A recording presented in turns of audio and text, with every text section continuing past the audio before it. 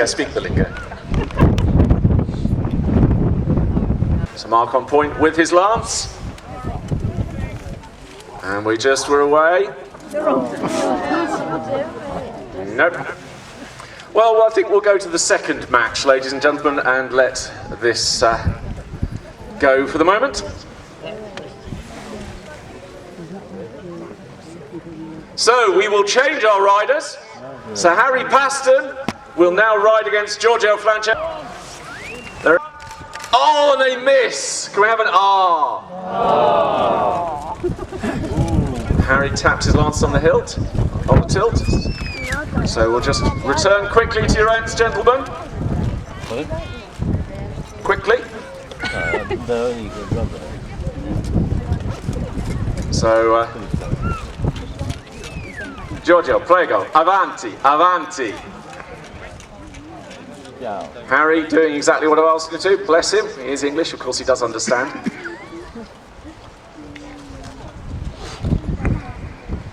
The Italian complaining the Englishman was wide. Do we think that's poor sport, ladies? Yeah. Should never complain about one's opponent's position.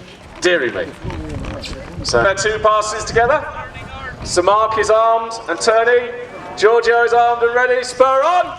They're into the lists. The lances are down. Oh! It looks like the Italian got the hit and Sir Mark missed. Can we have an R for Sir Mark? But the Italian, can we have a cheer? It's a party when you've got an Adza party. So, the score, it was to the charge for 3. He gets an extra point of breakage for giving him 4, ladies and gentlemen. Give a huzzah! So, they return to their ends. Quickly as you may, gentlemen. Quickly as you may, in your own time. It's almost as if they're not listening to me, ladies and gentlemen.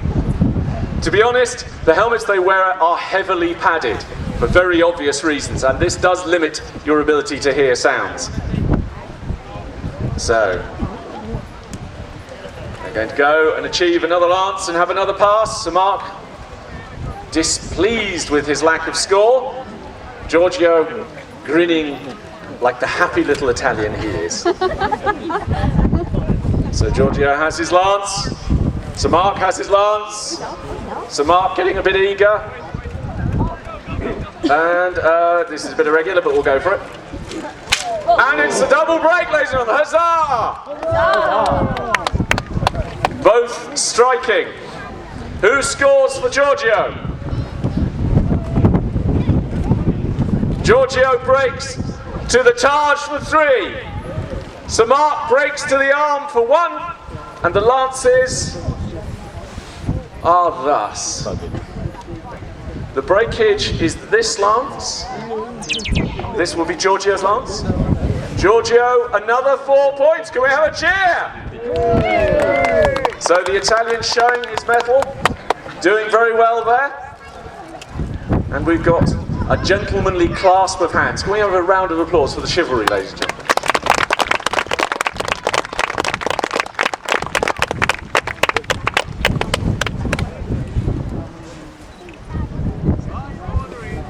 So, ladies and gentlemen, about halfway through, Sir Harry will now take to the lists against Sir Edward. We'll see whether Sir Edward's issues have been sorted or not.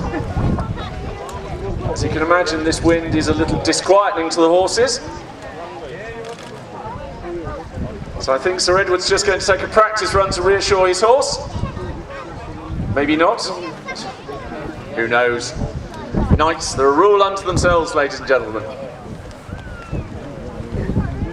So Sir Harry, waiting, we're just... Sir Edward has decided to run without a lance. I think to give his opponent the opportunity to score. Is that it so, my lord? So, Harry on point, they're away. And the lance not quite making a good enough contact to break properly.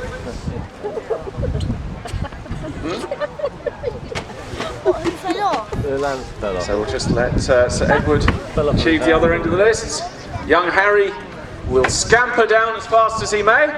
Perhaps with a small woof, ladies and gentlemen. Woof. Excellent. Was that loud enough for you, Harry?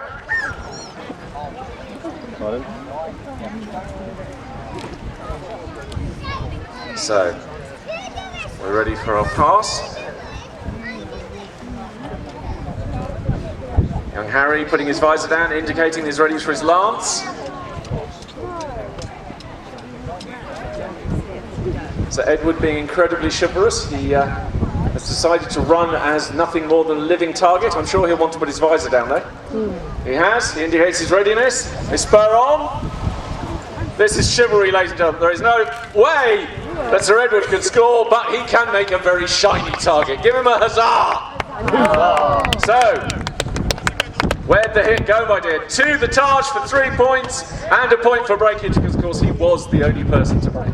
So can we have a woof for Harry? Woof. He's happy with that.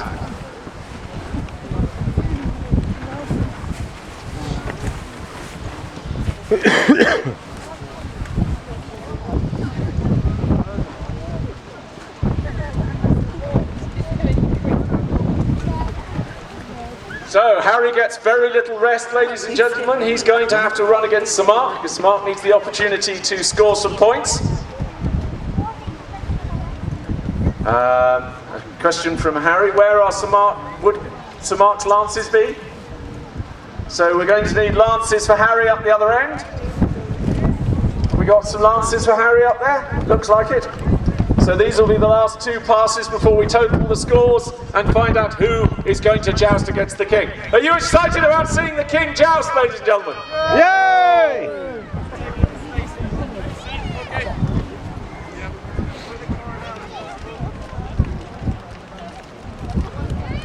So, Harry, the young whippersnapper, to run against the veteran Queen's champion here. Youth and vigour versus age and experience. They're ready, they spur on! No. So we'll just get Sir Mark back to where he started. I apologise, ladies and gentlemen, you would not believe the trouble wind can cause a horse. Unless you're a horse owner, of course. So we'll let Sir Mark re-achieve his position. Last 2 runs before the king takes to the field.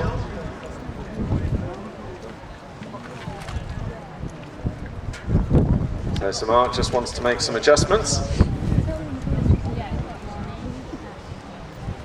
Apparently having trouble with his Taj or shield. He's adjusted, he's ready. They're both on point. Sir Mark turning into the lists. Harry doing a pirouette. Spur on, into the lists. Lances down, and it's a break, ladies and gentlemen, for Sir Mark. Can we have a huzzah? Huzzah! And Sir Mark struck 2. The charge for 3 points. Can we have a huzzah? Huzzah! So, one last pass. Sir Mark just attainting his lance, so I won't give an extra point for breakage. And Sir Edward's lance unbroken. So one more pass, ladies and gentlemen. Hopefully that huge grey cloud will ignore us. Afterwards we are into blue skies. So we just wait for Sir Mark. Harry toddling back onto point.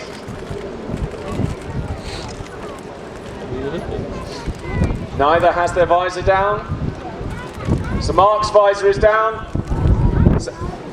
Harry Paston's visor is down. Seems to be an issue with the lance. Sir Harry has his lance and is turning. Sir Mark is turning. Spur on! Laissez-aller! Into the list, ladies and gentlemen. The lance is around. It's a double break. Can we have a huzzah? Huzzah! So, for Sir Mark or Sir Harry? Sir Mark has struck to the Taj. Sir Harry strikes to the body. So Sir Mark has 3 points for a Taj strike. Sir Harry has a strike to the body for 2. I will judge the breakage. It's close, it really is. So, ladies and gentlemen, I can't really choose. Whose lance is that? Sir Mark. Sir Harry has 2 foot of his lance left. Sir Mark's lance is almost destroyed in all but 1 quarter. I will not call a break point between them. I think it equal, ladies and gentlemen. Give them both a cheer. Yay!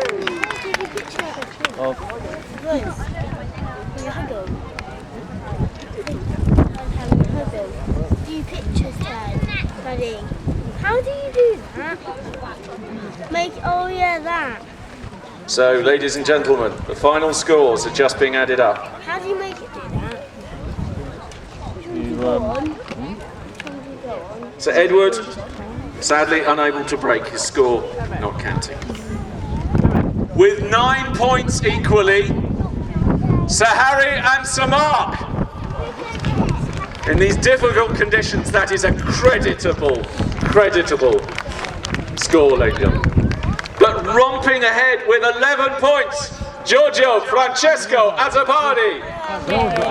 From the land of the Sforzas, where jousting was born in this form, I give you Giorgio Francesco Azzopardi, who will pass against His Grace King Richard the King.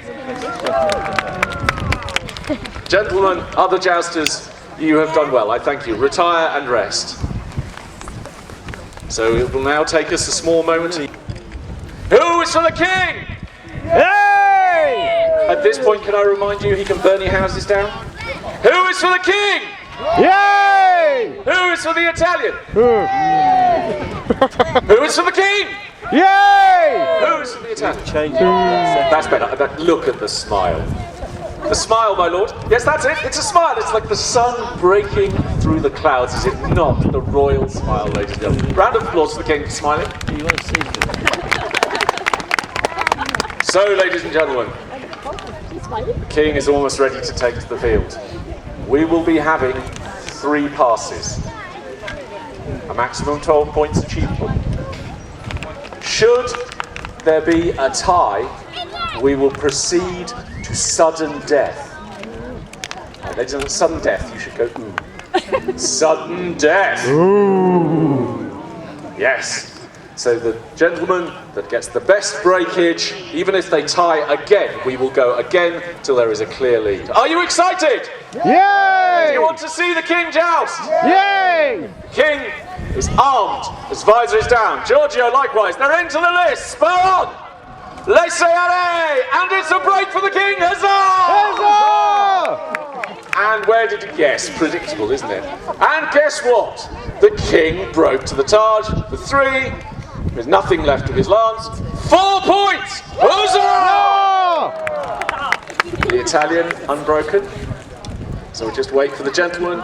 Too much spaghetti. The King wants to know, do you want him to hit the Italian harder? Yay! It is technically possible to unseat your opponent. Oh dear. But the King is a master of chivalry, and they clasp hands. Can we have a round of applause for chivalry, ladies and gentlemen? Chivalry and knighthood is not all about battering the hell out of your opponent, ladies and gentlemen. Why not? But it can help, especially when they're foreign. So, Francesco, Azzopardi. Polo e cacciatore. Sì, bueno, molto bene.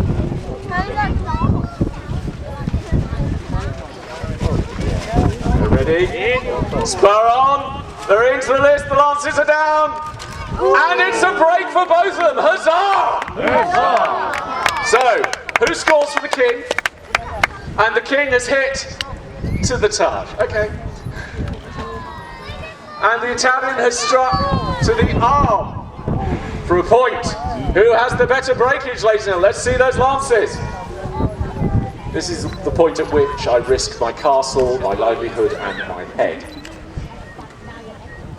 Please let it be the king's lance. Ooh.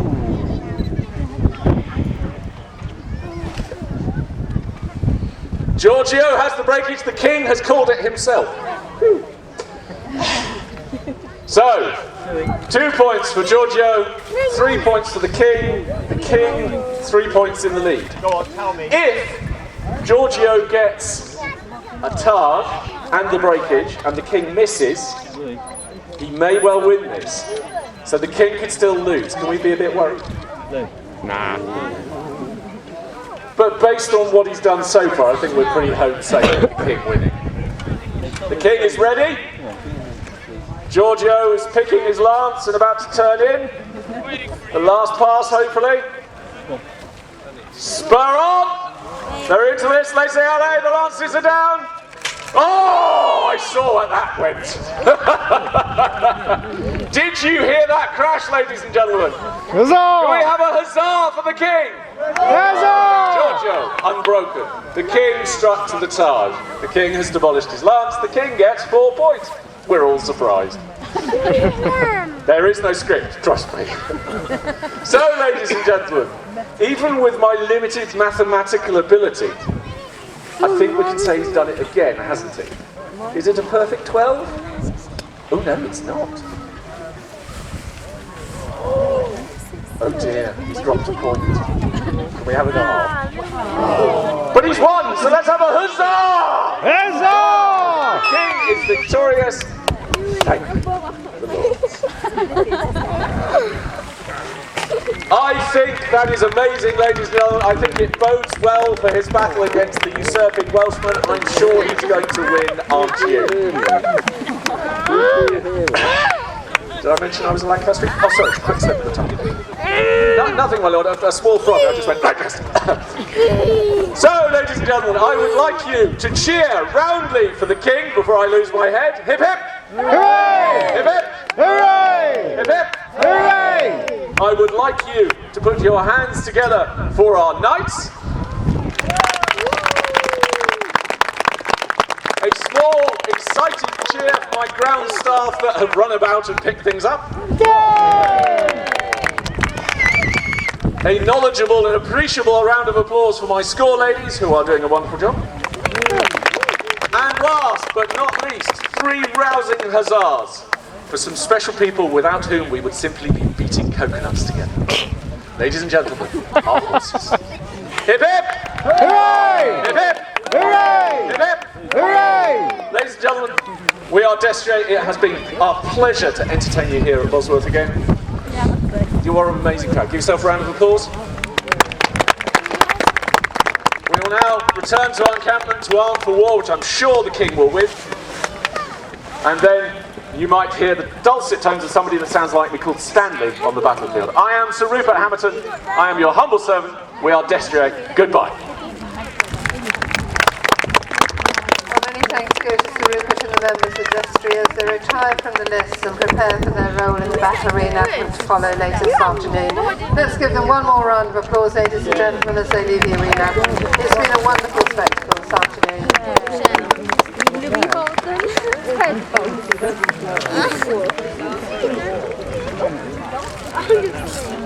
Well, the preparations for war throughout the encampments will begin shortly in preparation for King Richard's journey to Bosworth and his fatal encounter. No, that was too bad. So whilst we've got a few moments, I've got the chance to mention some other events which will be here in the coming months. On 22nd of August, the actual anniversary of the battle, a rose laying ceremony will be held at the sundial, led by the Bishop of Leicester. There's no admission charge to attend. You may wish to bring your own rose, either the red or white one. The time for that event is 11 o'clock. We've got a series of fabulous talks planned for the autumn, beginning on the 16th of September with Richard Buckley talking about Greyfriars and the search for Richard III, through to the 10th of December when we welcome the renowned author Leander de Lisle to hear her talk about Richard III, Henry VII and the Princes in the Tower. If you'd like more information about the programme, please ask at the talk tent today near to the Heritage Room or visit the website at www.bosworthbattlefield.com. Regular falconry events are held here with hawk-wise.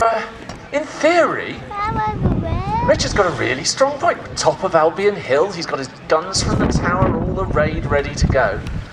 And my gut feeling, and I often go with my gut feeling because I like to be on the winning side, is that Richard's going to do pretty well. What do you think, ladies and gentlemen? Yes. Unassailable position, bit of a done thing. And Richard has motivated me somewhat. He has looked after my son for me.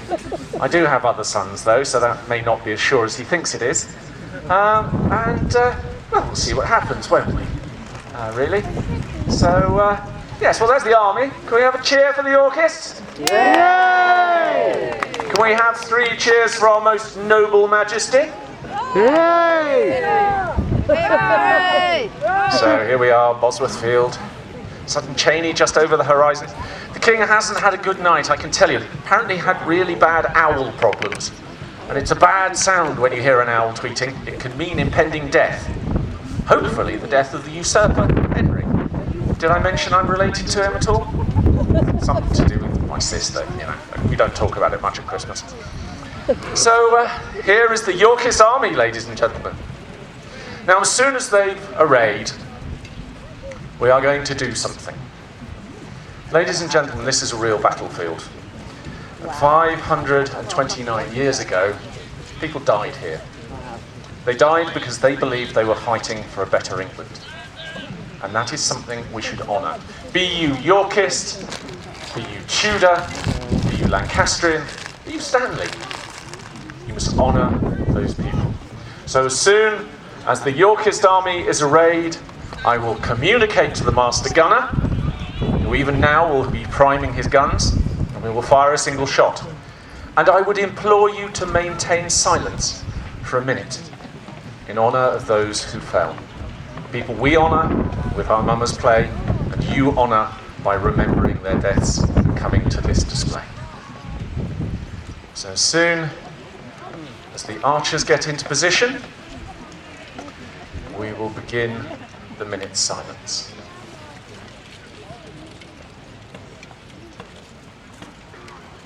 So the archer's almost there. The master gunner primed his guns. Is he ready?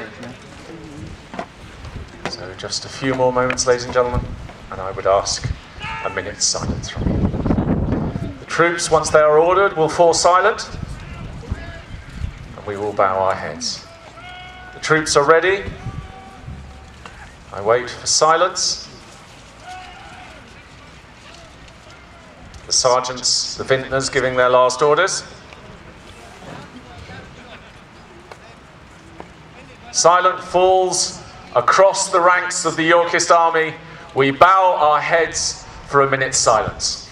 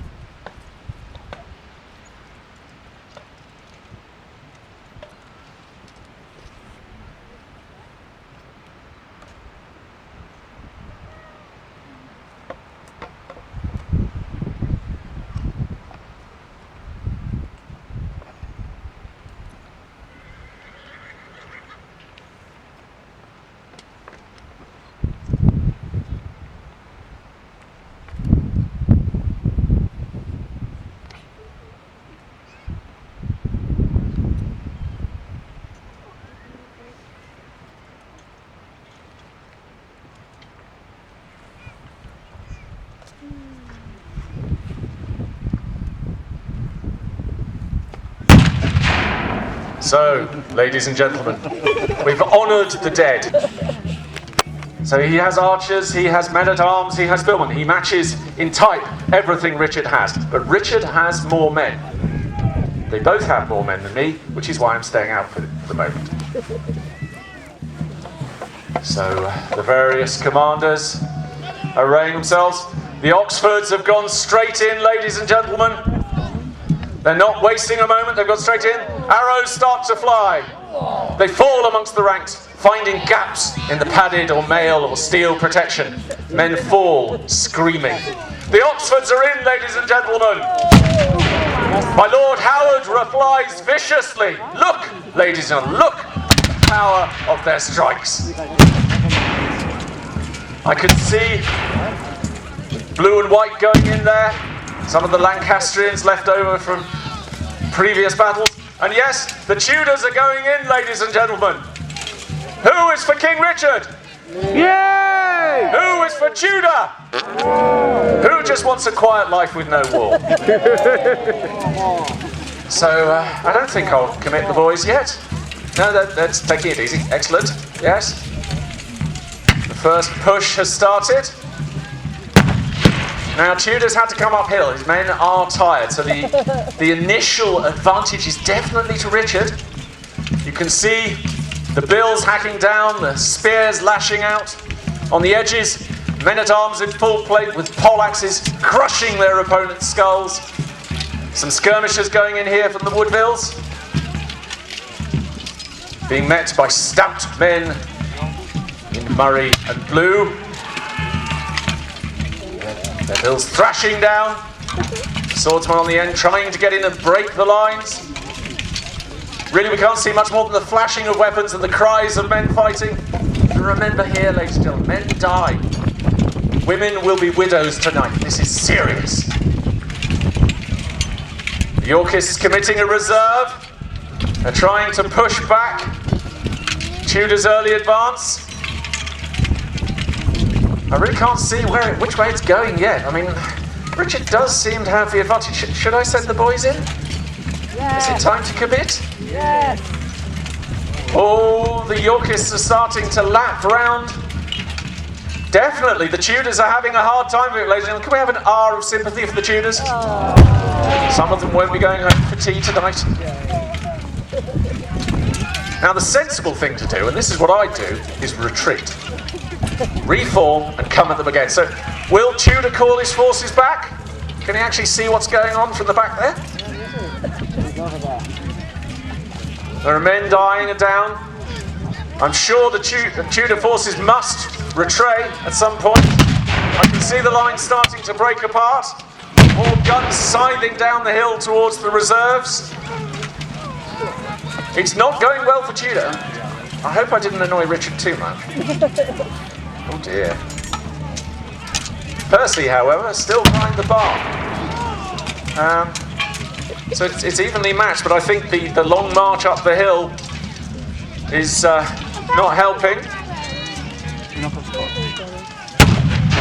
Tudor sends a runner back to the Stanleys. I wonder whether his brother will commit.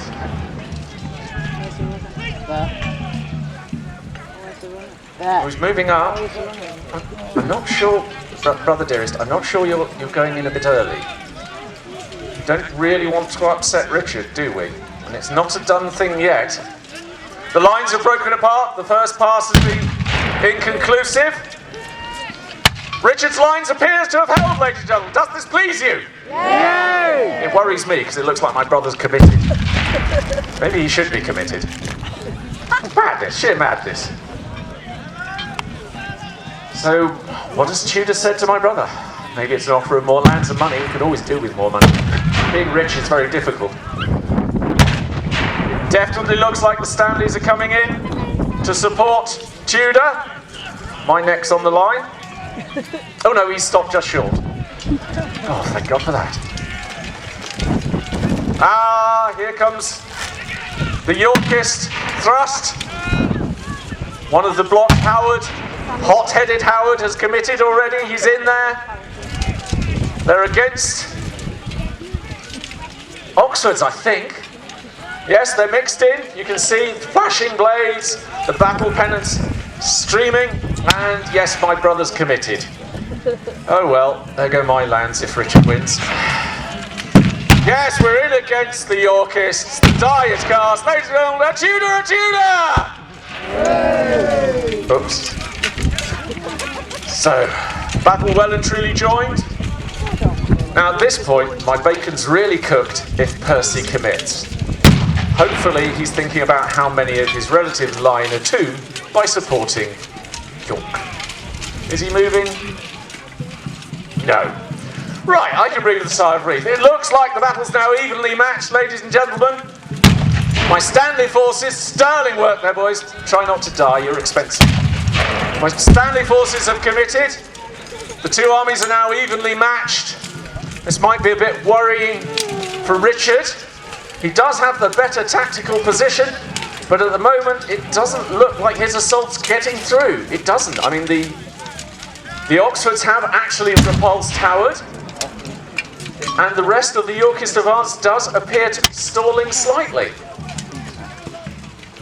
No, the Oxford lines have fallen back to rearrange, but I don't see them being cut down by pursuing Yorkists.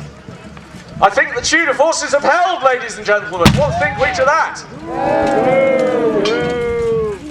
I mean, Richard's still got men, but it looks like now this is going to be a war of attrition. So it means even if Richard were to win and I were to lose my head, Richard may not have enough armoured men to hold the country. This is worrying.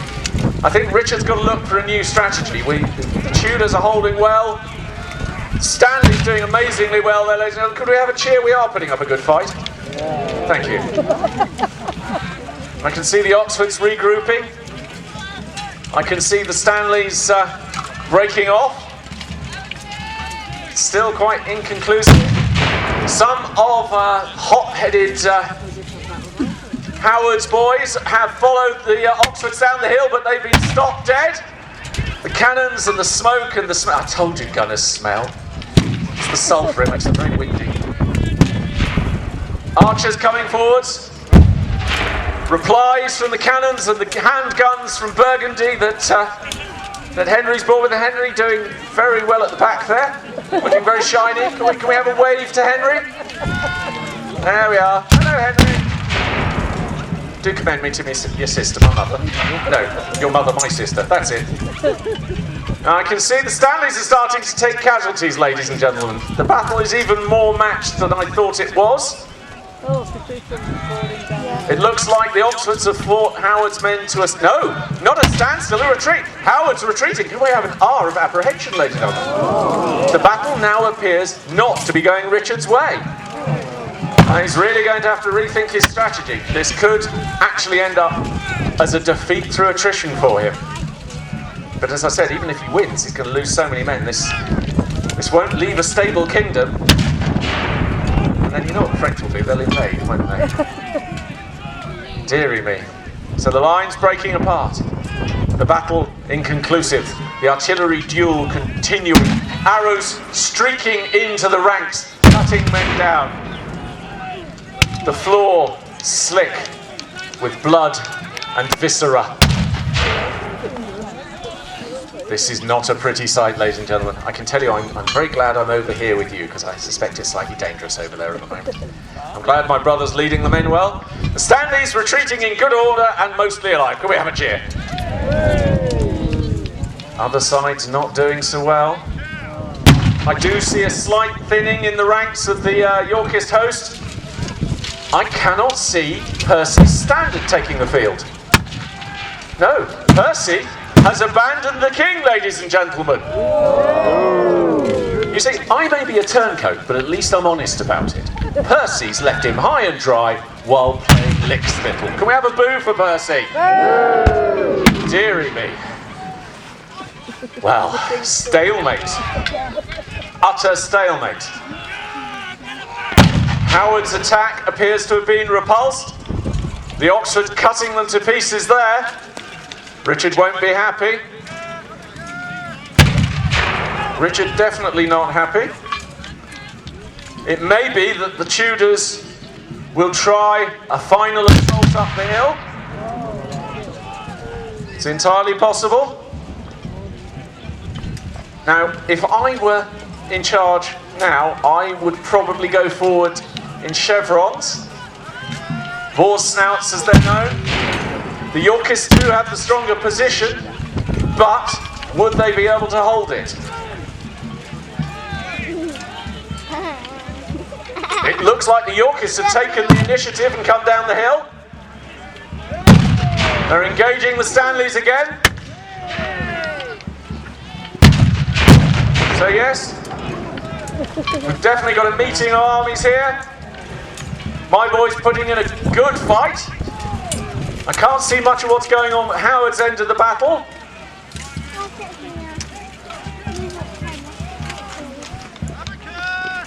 Henry might be getting a bit worried at this point. Do you think Henry's worried? Are you worried, Henry? No, it doesn't look it.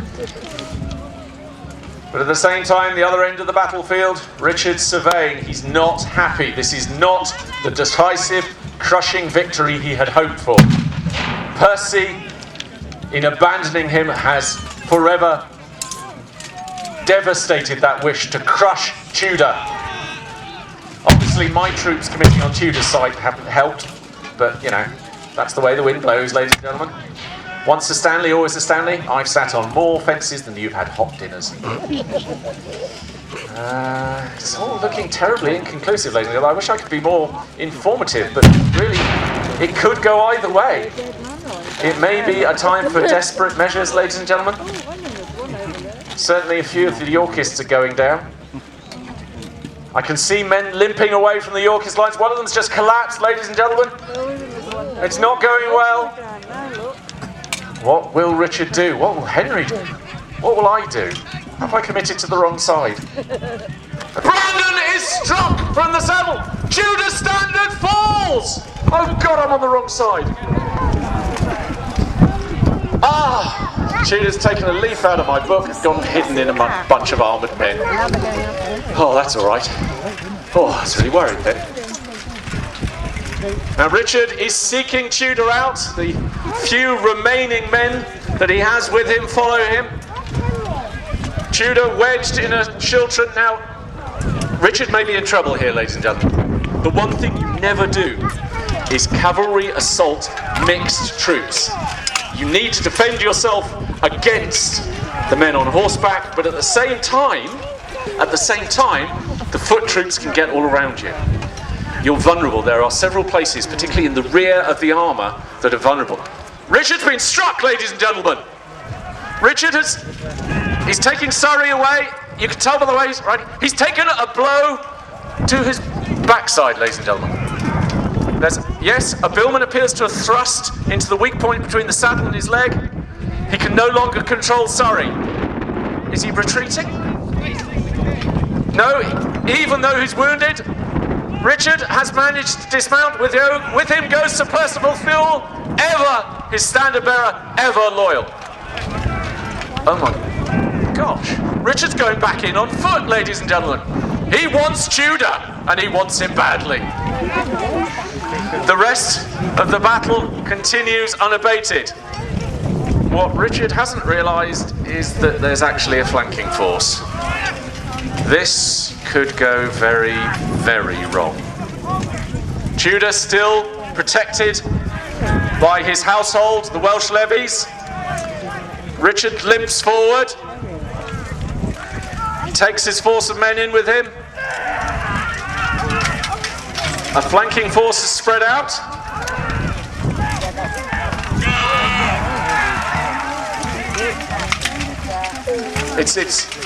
They're in there.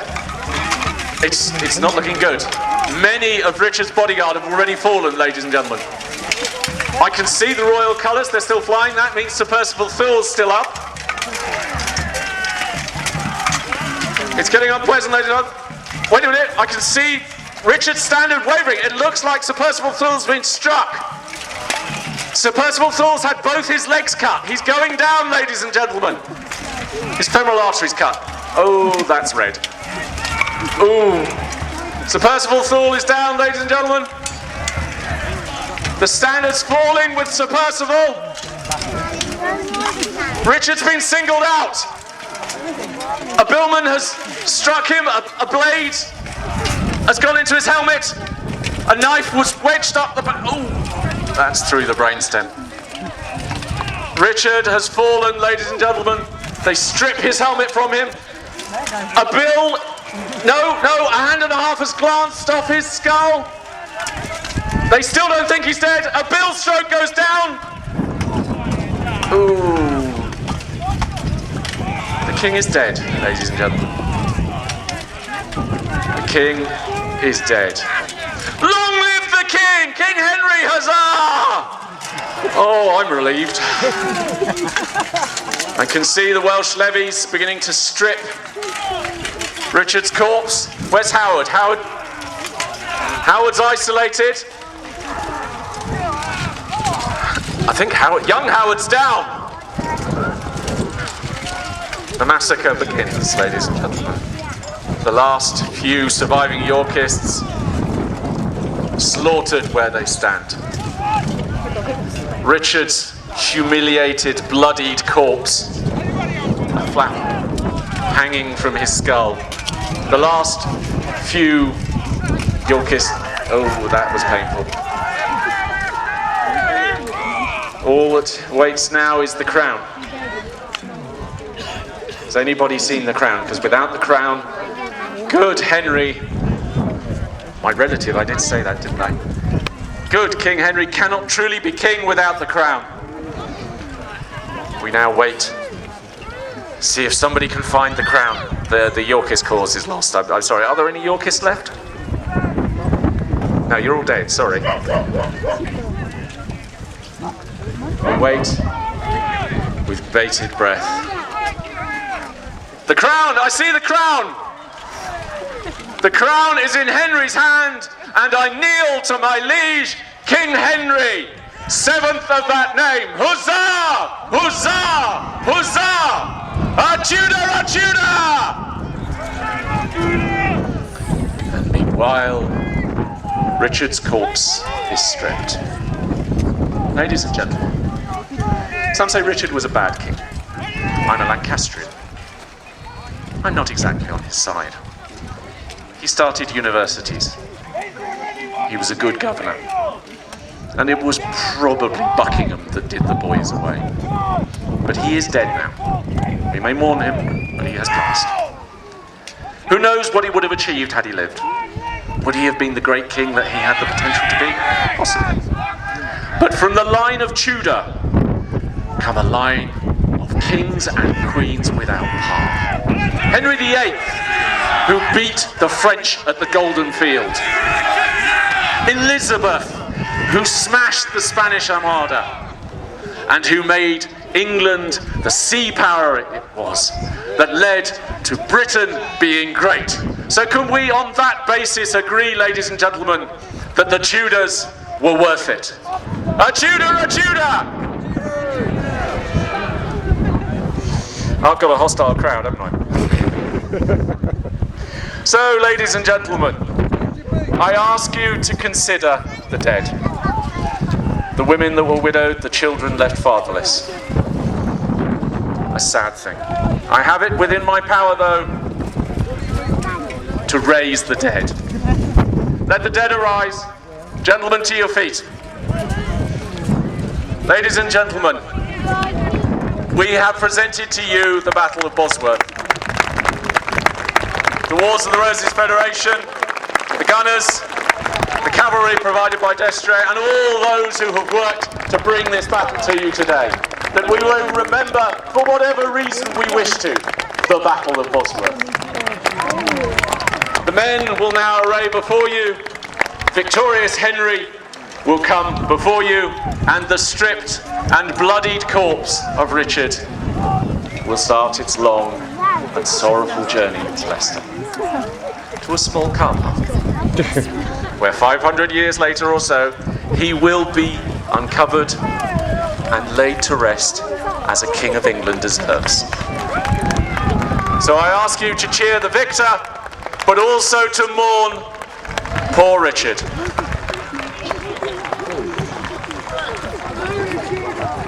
So, ladies and gentlemen, the troops of the Wars of the Roses Federation array before me, and one notable fellow approaches me, as he always does at this time of year. I will hand my microphone temporarily over to Master Brandt. Ladies and gentlemen, we are the Wars and Roses Federation, and I think these soldiers deserve a bigger round of applause than that.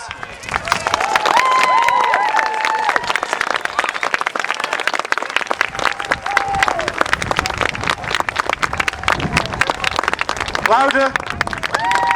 Louder.